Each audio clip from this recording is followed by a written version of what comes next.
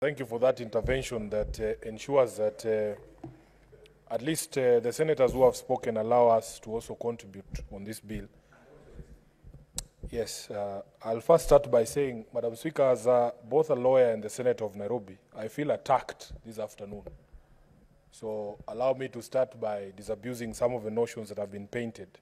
The simplest one, of course, is an accusation that came from the majority leader, that somehow he does not see or does not see why it is necessary for lawyers to be part of some of these bodies that are being proposed in various pieces of legislation.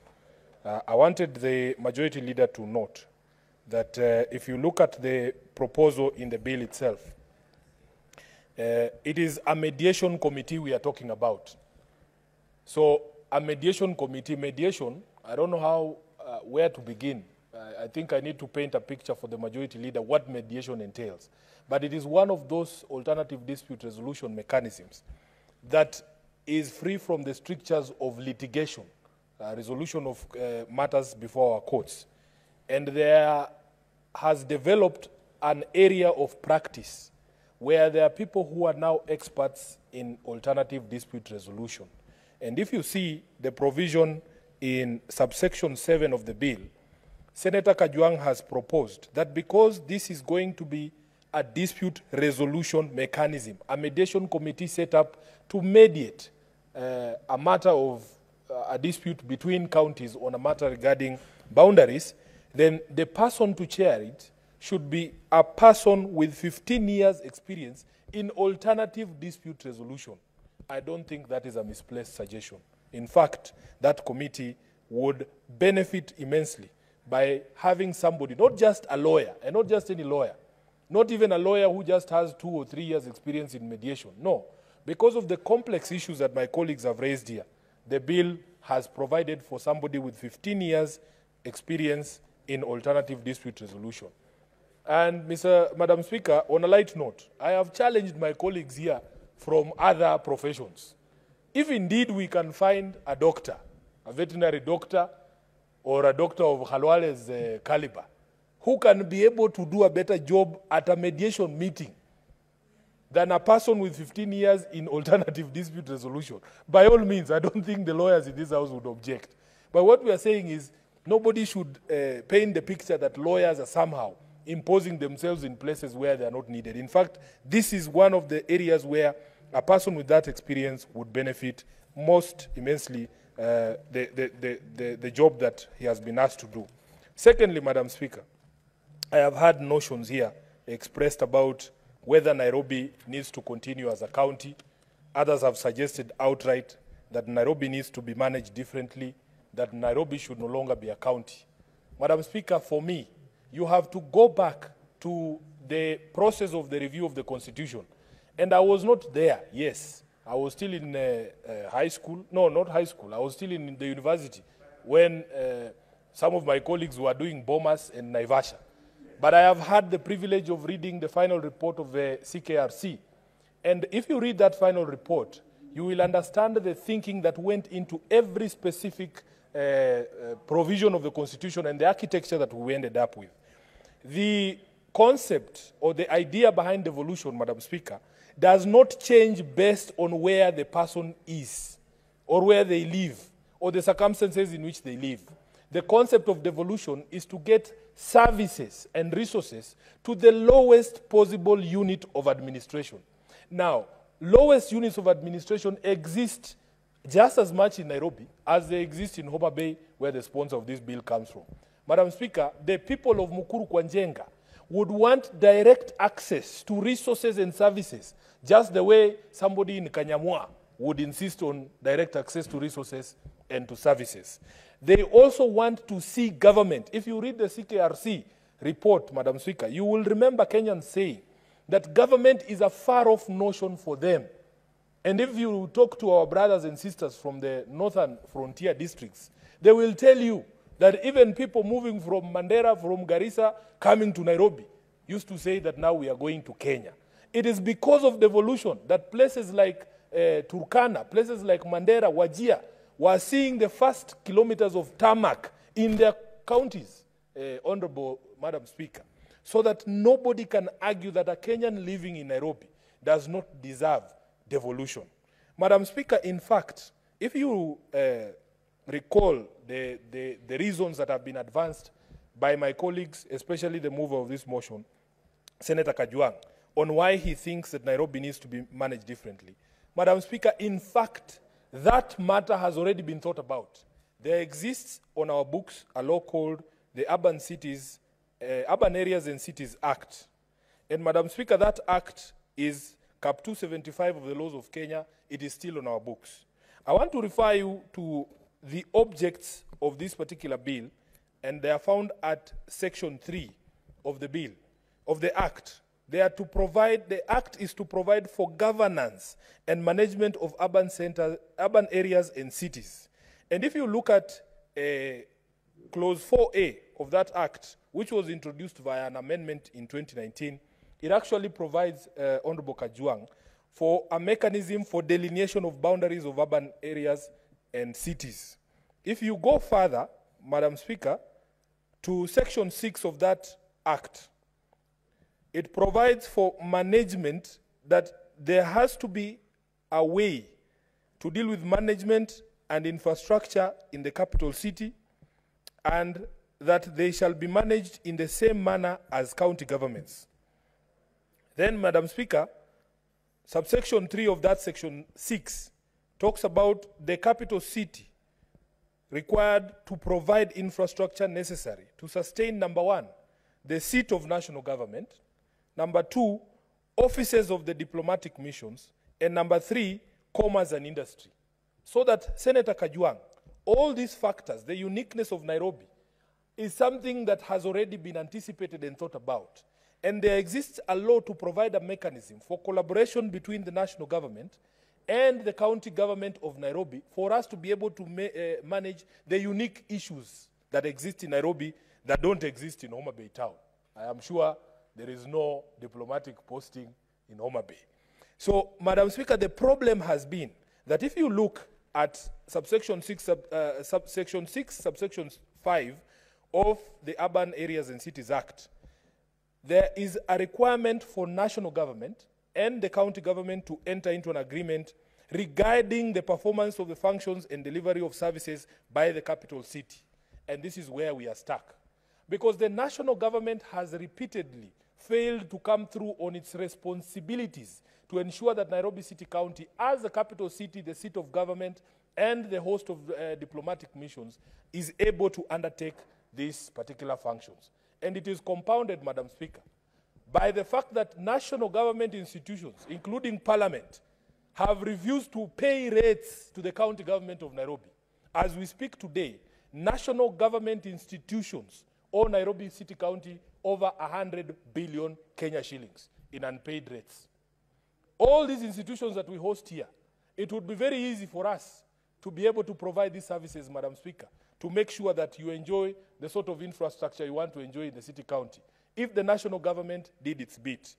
Do you know, Madam Speaker, that Nairobi City County has an outstanding pending bill of electricity owed to Kenya Power and Lighting Company, equivalent to the equitable share of Lamu County, 2 billion shillings, as we speak today.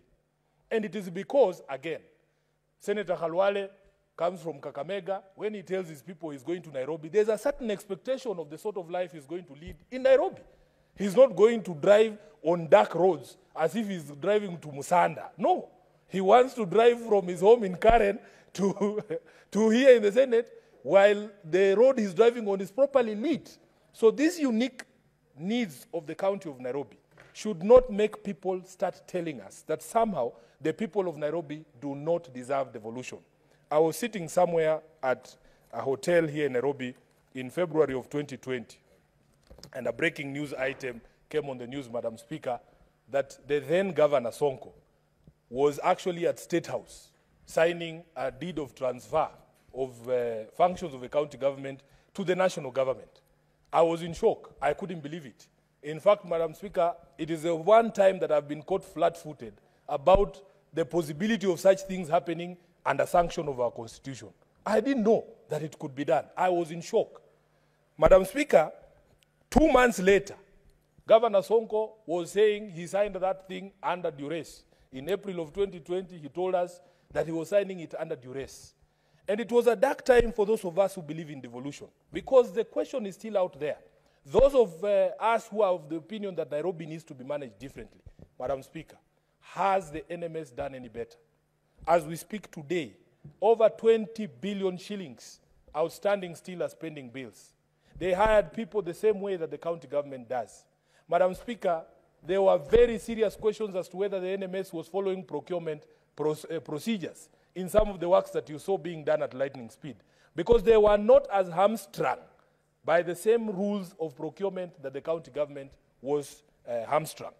We have a problem with leadership in Nairobi. And as I have explained to you, even in 2020, part of the problem was the then leadership. Madam Speaker, I think I've dwelt enough on this particular subject, so that allow me to deal with the substance of this bill. But I beg my colleagues not to look at Nairobi as a problem, as a county that needs to be managed by a manager. No, the people of Nairobi have suffrage. They deserve services being devolved to the lowest possible level. They deserve to see members of county assembly, people they can ask about the road passing outside their house. They deserve to be able to ask the governor why the garbage at Umoja Inako has not been collected since September. Who will they ask, Honorable Halwale, when you tell us that there is this manager who's going to come?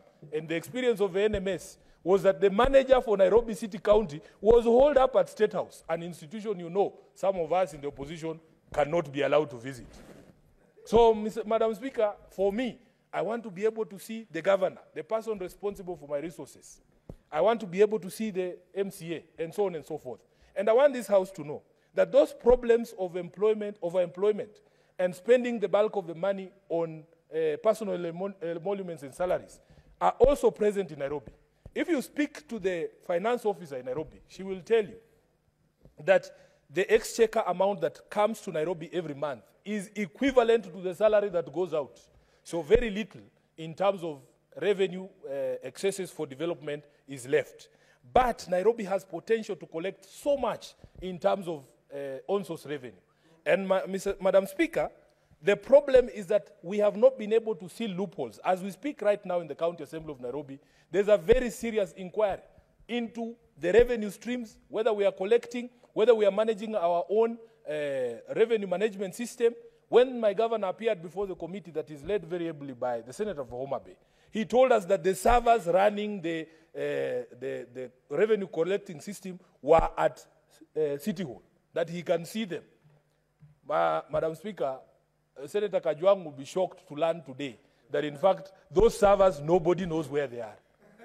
Nobody knows where they are. The MCAs have tried to ask questions. The governor is dodgy, and nobody can show you. If we go to City Hall, which is just walking distance from here, you will not see those servers. So, Madam Speaker, allow me to say that the object of the bill sponsored by Senator Kajwang has nothing to do with the arguments of the viability of counties.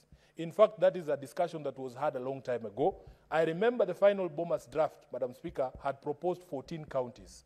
How that was decimated, and we ended up with units that everybody says are not viable, is a matter for history and a matter that can be corrected through proposals such as the ones that Senator Halwale is making. But, Madam Speaker, I am happy because Senator Kajwang has thought about a matter that precedes the kicking in of Article 188. Because Article 188 only talks about alteration of the boundaries. But what Senator Kajwang is thinking of is, before we get to the stage of alteration of boundaries, can we sit down and have a conversation about what the dispute is? I would be very happy, Madam Speaker, if this bill was put in place as soon as yesterday, because as you know, there is a fight going on between the counties of Nyamira and Kisii as we speak over Keroka town. And it is all about the pressure that has come from everyone about counties trying to raise their own source revenues. They see Keroka town as a market, as a source for that own source revenue that every county is working to achieve. Madam Speaker, therefore, I want to say that the bill is very well thought out. It has provided a mechanism for us to be able to appoint a mediation committee that is chaired by somebody with expertise in alternative dispute resolution. And It has even said if you are an advocate who is guilty of professional misconduct, you cannot be eligible for appointment for these particular committees. Madam Speaker, when you talk about alteration of boundaries, I have sat in that committee led by Senator Kajwang, and I have come to learn that people are very passionate about their counties. In fact, Senator Khalwale, if we were doing this meeting in Mashinani, Senate Mashinani, you would not have left that county where we were doing that Senate Mashinani if those sentiments were made on the floor. If you go to Nyamira and you tell the people of Nyamira that they should be governed from Kisii, they will lynch you. If you try and convince the people of Homa Bay that probably if you are together with Migori and Kisumu and Siaya, you can be able to do better and bigger, Madam Speaker, you would be lynched, because there was a misconception at the beginning of devolution that counties belong to certain people, certain tribes. I will not shy away from saying certain tribes. Madam Speaker, it is so bad that if you come from Bungoma, it is impossible for you to be employed in Kakamega. And we're all lawyers. They say, wewe uko na kwenu. That's a quotation. Don't say that I have offended the standing orders by going into another language. Madam Speaker, they will tell you from Bungoma, you also have a county. Why don't you go and apply there? So it has gotten so bad that, in fact, the discussion within some counties is for an even greater disintegration. Senator Khalwale would be aware of the agitation by the people from Sabaot in Mount Elgon in Bungoma for them to have their own county, or for the Tesos in Busia, or indeed in Migori, where what are they called? The Kuria, yes, are also agitating that they need their own county. For as long as that county exists to pay salaries to their children, many people are very content. And I've challenged senators, I've asked them, if you sat your county people down and told them, we have 2 billion shillings here, should we do a road, or everybody lines up and gets something to eat today? What do you think the people will say?